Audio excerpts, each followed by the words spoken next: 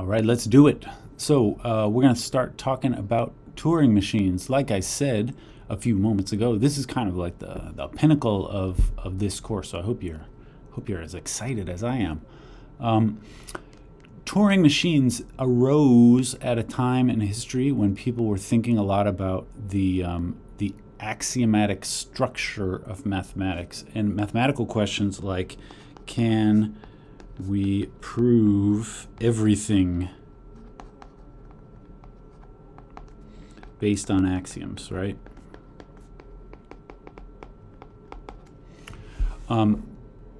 People had begun to wonder about this like around the beginning of the 20th century, the year 1900 or so. Can we prove everything in mathematics based on some kind of fairly small set of axioms? And a related question to that, like if you believe the answer is yes, which I think from a casual point of view, the natural answer is yeah, that's what mathematics is about, is proving things based on axioms.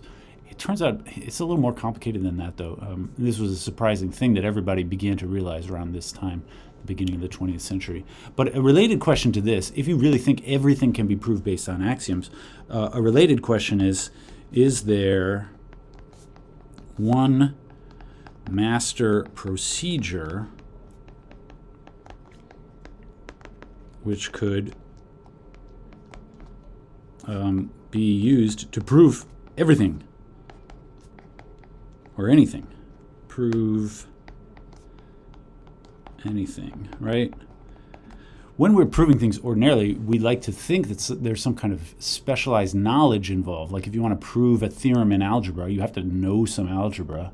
If you want to prove a theorem in geometry, you have to know some geometry. But if it were true that actually all things can be proved based on axioms, then that would suggest that maybe there's some kind of master procedure for recombining axioms that could be used to prove things no matter what they were about, right?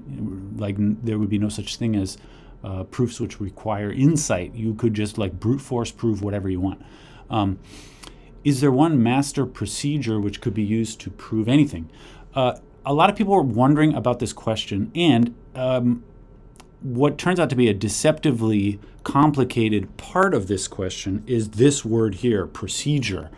What exactly counts as a procedure is what these folks ended up having to wrestle with. And it turns out there's not a very good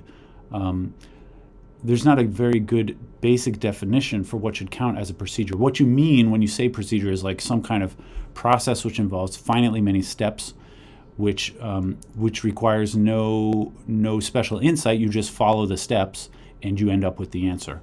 All right. But that, like a lot of what I just said, is based on undefined terms like step or process. I mean, I guess I know what finitely many steps means, but I don't know what exactly step means.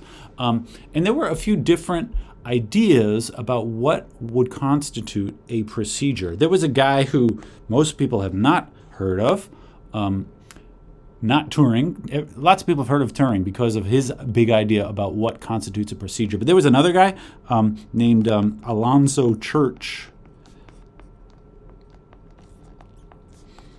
His big idea was a procedure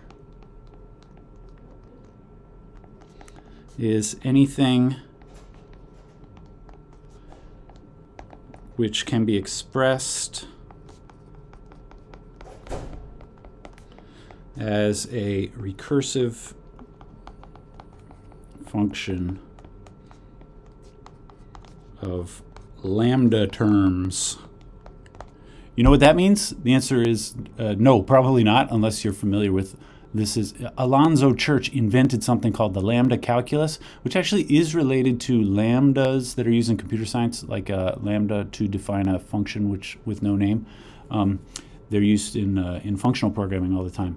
But anyway, Alonzo Church's approach to this idea of defining what exactly does a procedure constitute, he defined a certain very simple collection of basic functions and said any kind of process can be described using these 3 or 4 basic types of very simple functions, with the basic like lambda functions. And Church's idea was maybe we could encode any imaginable procedure could be somehow represented by recursive functions of lambda terms. This is an idea that did not really catch on in the mainstream, although it was regarded as important then, and it still today is in retrospect is regarded as a very important idea. But it turns out to be equivalent to Turing's idea, which is much more kind of inspirational, or something which is more immediately recognizable to modern people. So this is Turing's idea. A procedure is anything which can be mechanized, anything which can be done by a machine. All right, this was Turing's big idea. He said any procedure that is an unambiguous set of steps, if you have such a thing, then you should be able to build a machine to do it. And this is not a I mean, this is presented as if it were like a revolutionary idea in the history of mathematics and in the history of like human technology. And it kind of is, although to us, to modern people, in retrospect, this seems like an obvious idea. But it really was a bold and sort of visionary idea that there could be a master machine that can do anything. Turing was trying to get around this larger question: is there one master procedure which could be used to prove anything? And Turing's big idea was any procedure is something that can be done by a machine. And so, in theory, there should be some kind of master machine that could do anything. And this is what a modern computer is meant to be. It's a machine which doesn't have a particular purpose to it. Its whole purpose is that it is kind of infinitely reprogrammable, and it can be reprogrammed to do whatever you want. So Turing had this very specific idea. Actually, he said a procedure is anything which can be mechanized. Now you have to say, okay, Alan, what exactly counts as a machine then? If you say a procedure is defined in terms of machines, what are the ingredients of your machine? Does it have gears or electronics or whatever? And Turing gave a very specific, abstract idea of what kind of machine this is. So this is not a machine that he said it has these gears or whatever, but it's more like our NFAs and DFAs. So Turing gave a very specific description of his machine.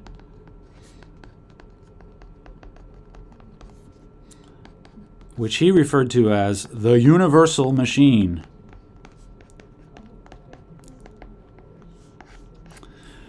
Its basic capabilities are very simple, kind of like an NFA or a DFA, but its purpose is that actually it can be, by drawing the different states or whatever, you can make it do anything. That's the idea behind the universal machine, and that's why it's called a universal machine.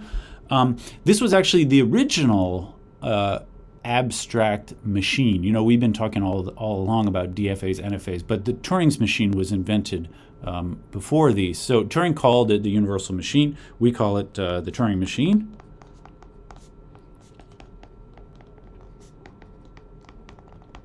And from now on, I'm going to write TM for Turing machine. All right, this is the original abstract machine that Turing designed. And he wanted to design the machine to be as simple as possible, but still have the capability to compute, in principle, anything that you would want to compute using the machine. So an NFA is a little too simple because it can only compute the regular languages. Turing wanted to make something which is, it has to be more complicated than NFA, but as simple as possible while still being universal as a computing machine. All right. Let's just get down to it. I'm going to tell you how it works. So a Turing machine has states and transitions like a NFA or a DFA, but it also has sort of an external memory source, kind of like a stack, but it's not a stack.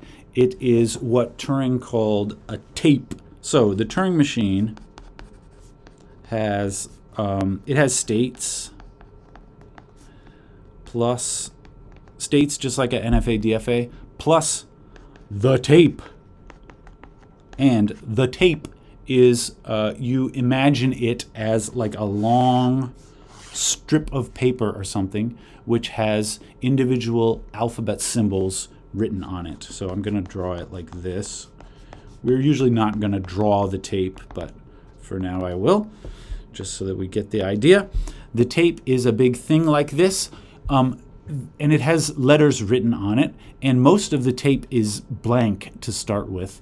And for convenience, we're going to write blanks with this capital B. So everywhere is blank, although when you begin the machine, it has an input string, just like our NFAs, DFAs, and the input string is written on the tape when you start. So it's kind of like this. This is a Turing machine with the input string A, B, B, A. So the big B is a blank. And you imagine when the tape begins, it has big B in every position, except for the input string written somewhere on the tape. All right, and the tape goes on forever, so it's infinite in both directions.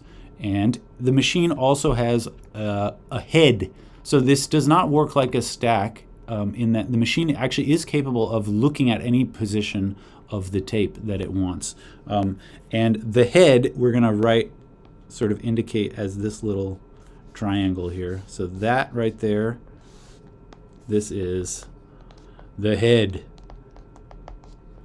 And the head is where you can actually read the characters on the tape. So the Turing machine, what it is allowed to do from step to step is it can read the character on the tape.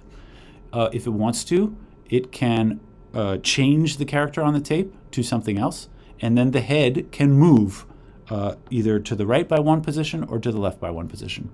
And the head eventually can move more than one if you move to the right, over and over again, then you can accomplish bigger moves. But per step, the head is only allowed to move one position at a time. So let me just try and write what I just said here. We begin with all blank except the input string written on the tape, with the head positioned, the head pointing at the first letter of the input. All right. This is how our Turing machine begins every computation. The tape is totally blank except it has the input string written, and the head begins pointing at the first letter of the input string. And what is allowed to happen during each step of the computation, the Turing machine in each step will read the tape where the head is,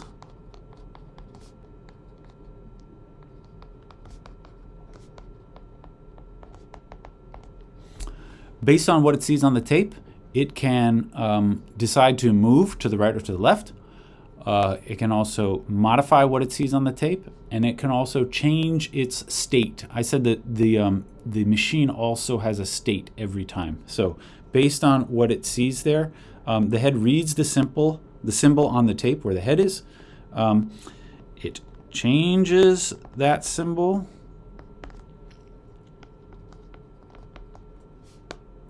or maybe leaves it the same. Symbol, come on now.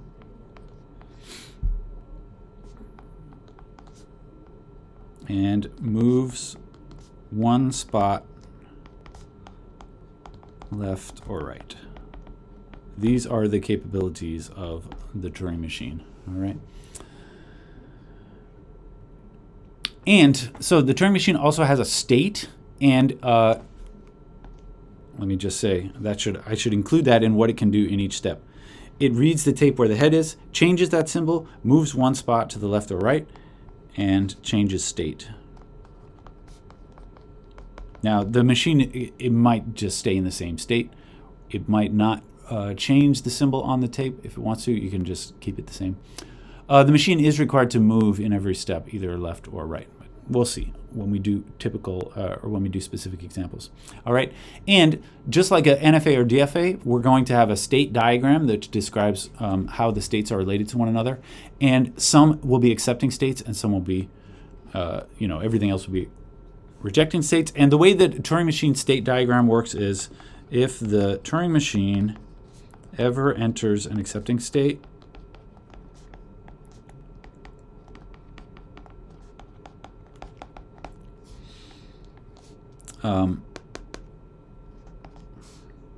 we stop immediately and the string is accepted.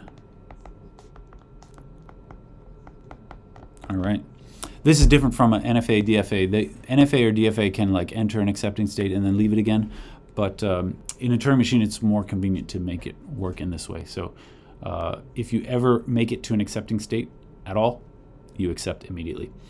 All right. Let's try some examples. I'm going to, let's just draw, I'll give you an example and we'll try and make sense of it. So we are going to indicate a Turing machine with a diagram like an NFA or a DFA, although it's going to look more complicated. And I'm going to give names to these states. I'm going to have 4 states here. I'll call them S, T, Q, and R. Q is an accepting state, so we indicate it like that as usual. And S is the starting state, so I do like that, like I usually do. And here's my transitions. They're going to look more complicated.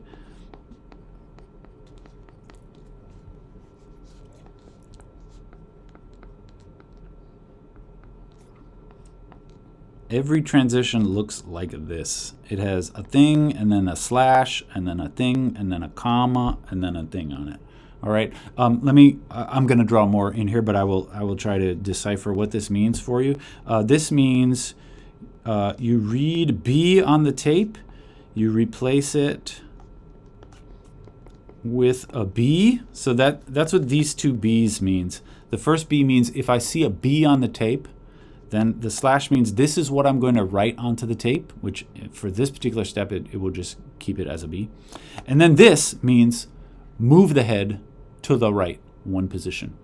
What goes in this position is always either going to be a capital R or a capital L. So read the B, replace it with a B, and then move to the right.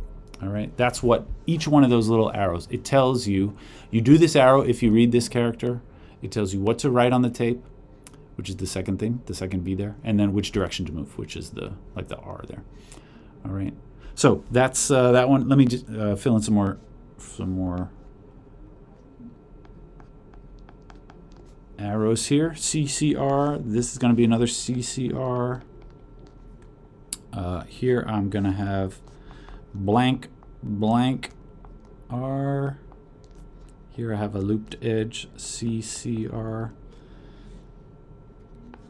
Here I have a blank blank R, and I'm going to have another edge from T to Q, which I guess I will make all the way around like that. And this is also blank blank R. All right, this is the Turing machine. Typical Turing machine, when you draw it out, it looks like an NFA or a DFA, only the arrows, the labels on the arrows are more complicated. They tell you what to read, what to replace it with, and then which direction to move. All right. Let me just, I'm going to write that out again. A label like X/Y, comma, say L means read X, write Y, move left, right? It means that arrow is what happens when you read a X. Before moving, you should replace the X with a Y, and then you should move, in that case, to the left. All right? Let's see, what kinds of strings will be accepted by this Turing machine. I'm going to have to scroll, unfortunately. Maybe I will put this over here.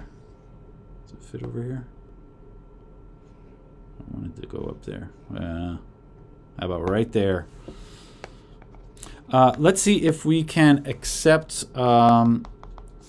here's an example, AABC accepted. All right. This can be a little tricky because you have to keep track, just like on an NFA, as you read the string, you're going to move from one state to another. But you also have to keep track of what the tape looks like, and that you can't really see that on the diagram. So I'm going to draw the tape. When we start, it looks like, I guess, blanks, a bunch of blanks, and then A, B, C, followed by more blanks. And then the head begins there, and I'm going to put a little state in the head, S, right? We begin in state S. The head is pointed at the beginning there. Maybe I'll try and stay on the screen here. All right, this is how the machine begins when we start the computation. Okay, let's just do it. So we begin in the first state.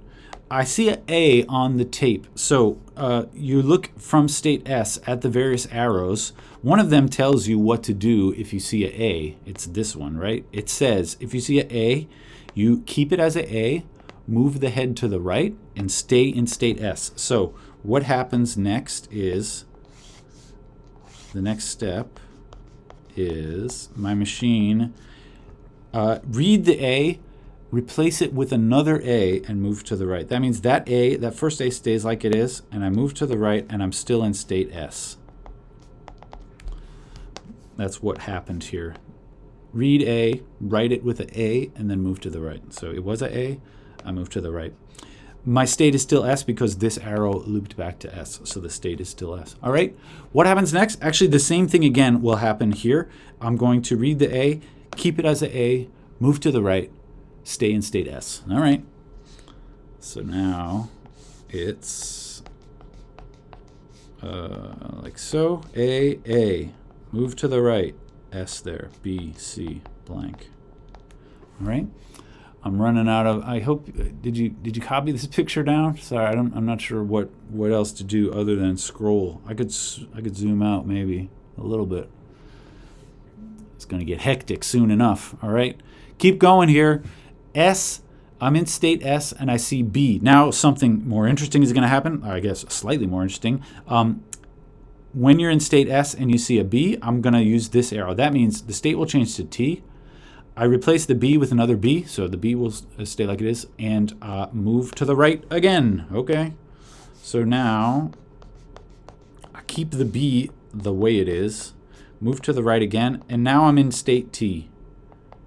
Because after, from here, I did a B, and I followed this arrow, so the state now changes to T. Okay, what happens next? I am reading a C from state T. That's going to go down to state R.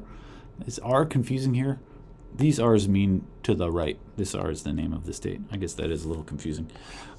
In the next step, I move to the right, keeping the C the same because it says C, C, R. So the C stays the same. And now I'm pointed at the blank, and I'm now in state R. All right. What do you do from state R, pointing at a blank? You go BBR and enter state Q. That means this is going to be accepted because remember I said if you ever enter an accepting state, you immediately stop and the string is accepted. So the final step will look like AABC. It was on a blank.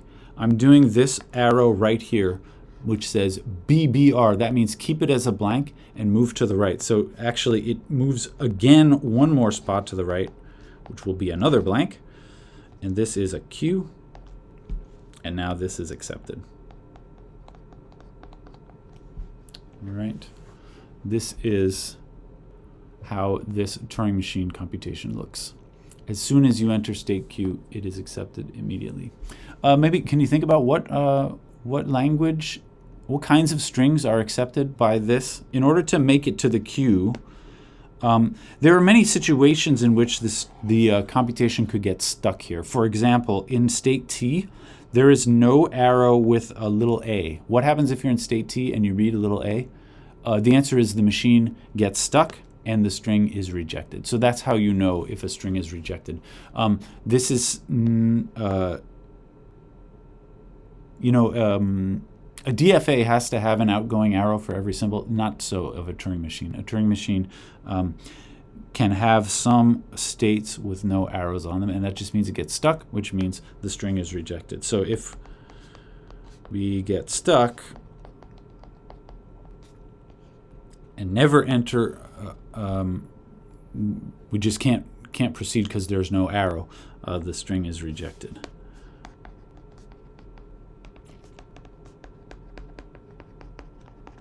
So anyway, I was trying to ask what kinds of strings are accepted. I believe in order to make it to the queue, so it could be blank immediately, you could get to queue. That would happen if your input string was the empty string. Then the machine would begin by looking at a blank and it would go straight to queue. All right. Or you could move to the right a whole bunch of times and then encounter a blank and then you would meet queue. That would be if there were only A's. You could also see a B and then get a blank. Or you could see some B's and then some C's and then hit a blank. So it seems to me what I'm looking at here is it has to be some A's maybe, then some B's maybe, then some C's, and then some blanks. But you can't have other orders. Like you can't, if you see a B and then an A, that will get stuck in this state. Or if you saw a C, you would go to R, and then an A, you would get stuck. So actually the language here, and this is, you got to get used to this a little bit, but this Turing machine, the language of this Turing machine is like, as a regular expression, A star, B star, C star. Or as a set, you could say A to the N, B to the M, C to the K. Just strings with different exponents, no balancing or matching or anything like that. But that's the language of this Turing machine. That is a regular language, so from that point of view, not terribly interesting, and there's no reason you need the sophistication of a Turing machine to do that language. But that's what it is. We got to start somewhere, right? When we write these computations, actually, I am never again going to write draw the tape like this. We would not typically draw out the tape. There's a special notation that we use for a computation like this. So each of these configurations of the tapes are written just as a compact kind of string. This first configuration of the tape, I'm going to write like this. B, S, A, B, C, B. So what I'm writing here is the state S right in front of the letter that it's pointing to. So this state S indicates that the head is right in front of this A. The head is pointing at this A. And then I have blanks on either end. Typically, I'm just going to write one blank on the end, and you interpret this as meaning there's blanks forever after that and blanks forever before that. Okay? That's what this state would, or that's what, this you could think of as this configuration of the tape would be written that way. What does this one look like? It would be blank A, S, A, B, C, blank, like that, right? The state now, the head is now pointed at the second A. This one would be written A, S, B, C, B, with a big blank over there. I'm typically going to write blanks on either side to say this is where it becomes blank forever on either side. All right, now the head is pointed at the little b. This state would be written as blank A, B, T, C, blank, and so on. This state would look like blank A, B, C, R, blank. Here the head is actually pointed at a blank, and then this last one would be written as blank A, B, C, blank, Q, blank. All right, I will sometimes write more than one blank if the head is like moved over into the blanks, which can happen sometimes. All right, these are referred to as like instantaneous descriptions for a Turing machine. Just like in our book, these are called IDs, instantaneous descriptions. These are just like the pairs that we use in a stack machine. Those are also called instantaneous descriptions for stack machines. All right. So a computation like this, we would typically write as a sequence of those IDs rather than trying to draw. It's silly to draw the tape like that every time. All right. I got two simple examples. So actually, can I just say this particular computation then would be written, usually we write these as like in a sequence. I'm going to have to zoom out again. Sorry. So this, I'm going to have to zoom even more. Can I? Yeah, we can see it at the bottom there. So this computation was, sorry to write this so small. To write it out, I would write it this way: BSAABC blank. And then they use this kind of arrow. Oh, it is off the screen. Sorry. We start there, and then this arrow turns it. The next configuration would be BASABCB. All right. This looks like a whole bunch of nonsense, but you have to know how to decipher this, right? We have blanks followed by an A on the tape, and then the head is here in state S, pointing at another A on the tape, and then a B, C on the tape, and then a blank. And then next it turned into BAASBCB. I guess I can zoom in again here. Next it became BAABTCB, then BAABCRB, and finally BAABCBQB, which is accepted. Accepted because Q is an accepting state. As soon as you see one of the accepting states appear in there, you stop everything and the string is accepted. All right. I would like to see if we can design some very simple Turing machines. I got 2 examples, and I had one for you to try also, which I guess means I got 3 examples. I don't know. Let's, come on. All right. We can zoom it back in. Simple examples of Turing machines. These are all going to be very simple. We're going to get to some fancier ones next time. Simple examples. How about, I'm going to say I give you the language, you show me a Turing machine which accepts that language. How about a Turing machine for this language, AX, where X is in, let's say, AB star. All right. In other words, that's a fancy way of writing any string, anything that starts with A. All right? Okay. Can you make a Turing machine which accepts when the string starts with A and otherwise rejects? How you make it reject is just to make it jam, right? That's the way that a Turing machine rejects a string. So anything which starts with an A. All right. You don't have to think too hard about this, although you do have to get used to this. It's going to, I'm going to draw it like a diagram, with states and all that. So I have a starting state, I guess, and immediately I will read the first letter. If the first letter is an A, then I want to accept, right? So I'm going to make an arrow going to an accepting state, where if the first letter is an A, now in a Turing machine, every transition must have the whole 3 parts, right? Read something, write something, and then move. Now, in this example, it doesn't actually matter what you write or which way you move, but I'll just say AAR just for fun, right? That actually, the only part of it which is relevant is the A there, the fact that I'm reading an A. And then it moves to the right, whatever, it doesn't matter. But then it goes to an accepting state. So if it starts with an A, then this will automatically be accepted. What if it does not start with an A?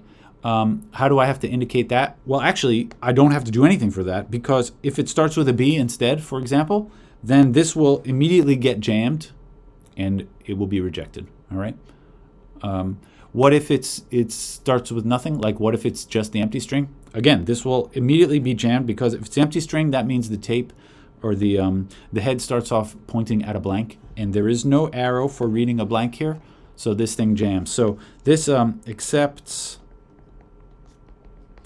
if we start with A, which is what we want, and it jams if we start with B, or if it's the empty string. Because if it's the empty string, then the head begins pointing at the blank, and there's no hour for reading a blank here, and so it jams. So this, actually, that's it. That's the whole thing.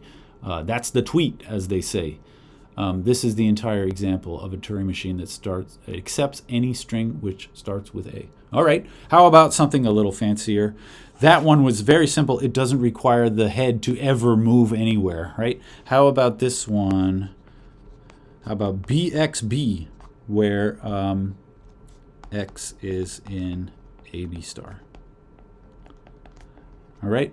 Another way to describe this language in simple words, this means it starts and ends with B, right? Starts and ends with a B. So deciding if it starts with a B is easy, right? You just, wherever the head, if the head is pointing at a B at the beginning, then it starts with a B, and otherwise it should jam. Deciding whether it ends with a B is quite a bit more complicated. You have to move the head all the way to the end, right? And in fact, even finding the end is not so simple. Because the head can only move one step at a time, you basically are going to say, I want to move the head to the right over and over again until I get to the end. But you don't even know that you're at the end until you go past it. So here's the true strategy here. I'm going to try and write this out like just the basic idea behind it, and then I will translate it into an actual machine diagram. If it starts with B, then we can at least continue. If it doesn't start with a B, then everything should stop immediately. But if it starts with a B, then we should move the head to the right and actually continue to move to the right all the way to the end. That is, until you get to a blank. So if it starts with a B, move to the right all the way until we hit a blank. And then, really, by the time you get to the blank, you've gone too far, right?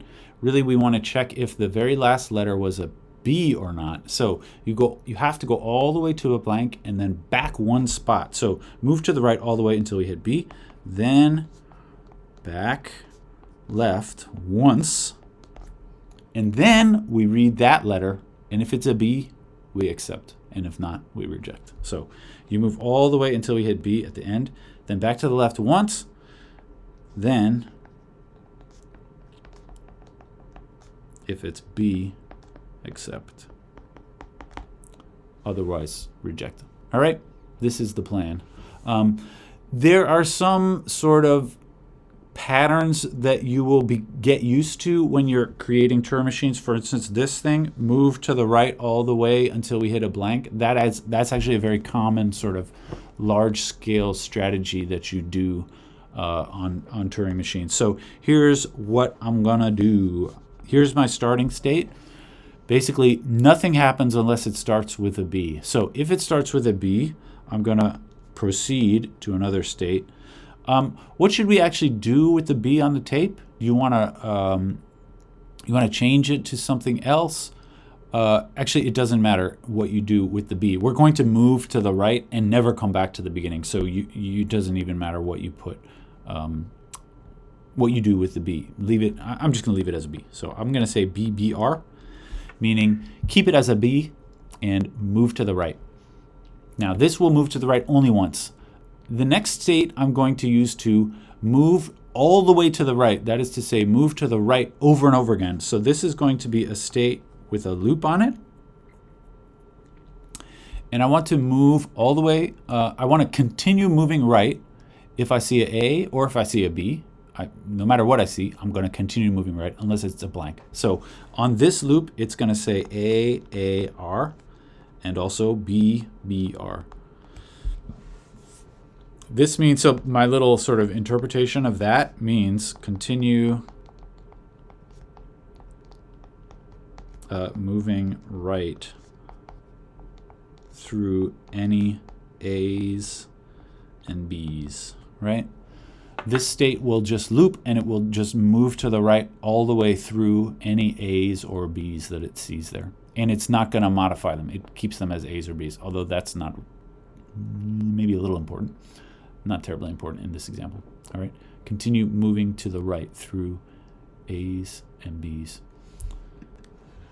What next? This loop here will continue as long as you see A's or B's. You want to stop when you get to a blank though. So this, oops, what I do when it becomes blank.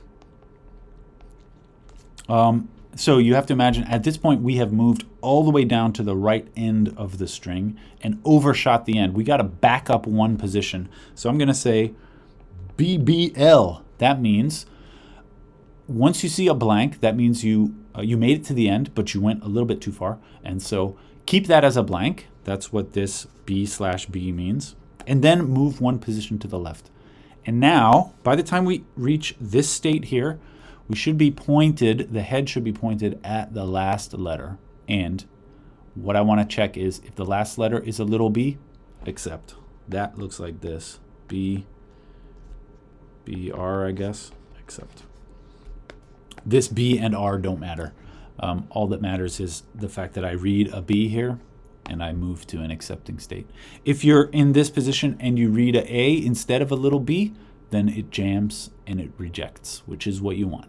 All right, so this is the example of a Turing machine for this language, BXB. That is, it starts and ends with a B. All right. Let's try one more example. Actually, I suppose maybe I should say technically this language has 2 B's guaranteed in it. This is not really what I meant. I was actually just doing a Turing machine for this language. Starts and ends with a B. That's not exactly the same as that. Sorry, I'm being sloppy here.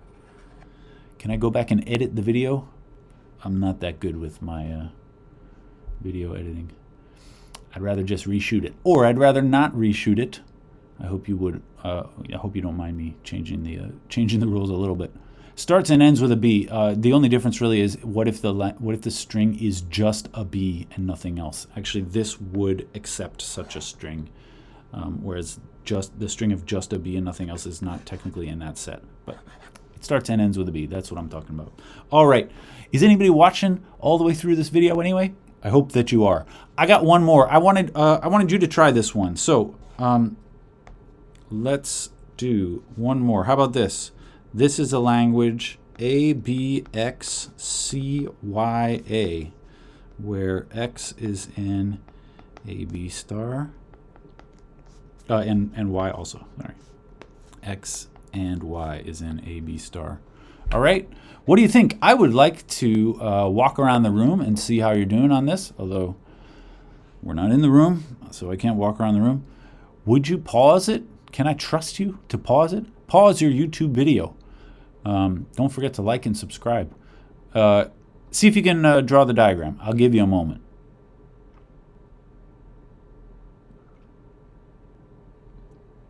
Did you pause it? This is basically a variation on the one that we just did a moment ago. What I want to see in my string is A followed by B followed by some stuff, I don't care, then a C, then some more random stuff, and then a A at the very end. This is what I want to see. Where these X and the Y's, they don't have any C's in them, right? They're just made up of A's and B's. Okay, let's see if we can do it. I have my starting state. First, I want to see the A at the very beginning. So I'll just do a single A, right? I'll do AAR. That means I might as well leave it like an A and then move to the right. Next, I am looking for B. Okay. I'm going to do a little BBR, right? And if you see anything else, if you see a B at the beginning, that's a jam, which is a rejection. If you see an A at this point, that's a jam, which is a rejection. All right, so in order to continue here, you need to see the A followed by a B. Now we're at this point, which is X, which allows for any bunch of stuff made up of A's and B's. So at this point, I have to move the head to the right through all of this other stuff, which could be anything with A's and B's, until I reach a C. So that moving to the right through a bunch of stuff is one of these. I'm going to say AAR, BBR. All right. This will move to the right through A's and B's, which make up this X. And it should continue moving to the right until we see a C. in which case we sort of proceed with the rest of it. So I'm going to say CCR here. All right, by the time you get here, you've moved through 1A, 1B, some other stuff, then a C. So we're kind of at this point now. And now we need to move through yet some more other stuff. That would be this Y, which is another whole bunch of stuff. So that I'm going to do this again, AAR, BBR, all right? So this will move me through this string Y. Unfortunately, one little tricky little point is actually this state will move you through this Y, but it'll also just blow you through this A also, because this looping state here does not realize when you made it to the end of the Y and there's this other A, right? The Y is made up entirely of A's and B's, and all of that stuff is going to get skipped over. So we're going to have to do another one of these back it up at the end, right? This state is going to actually run you all the way to the end of the string. Then we back up by one spot and check if it's an A or not. So I'm going to do a BBL. This means when you get all the way to the end, you see a blank, move yourself back by one location. And then if I see an A, accept. So here, something like AAR, accept. And that's it. This is the Turing machine. I hope that you got something like this. It's basically a variation on this one above, right? All of these Turing machines have been kind of simple in that, first of all, as a diagram, the diagram has no real big structure to it. It's just a single long kind of progression, which basically mirrors the progression that you looking through the state, or looking through the tape from left to right. All right, you'll notice that basically all of the moves are going to the right. We don't ever have to move to the left in appreciably, although you have to. Because you overshoot the end, you have to move left once.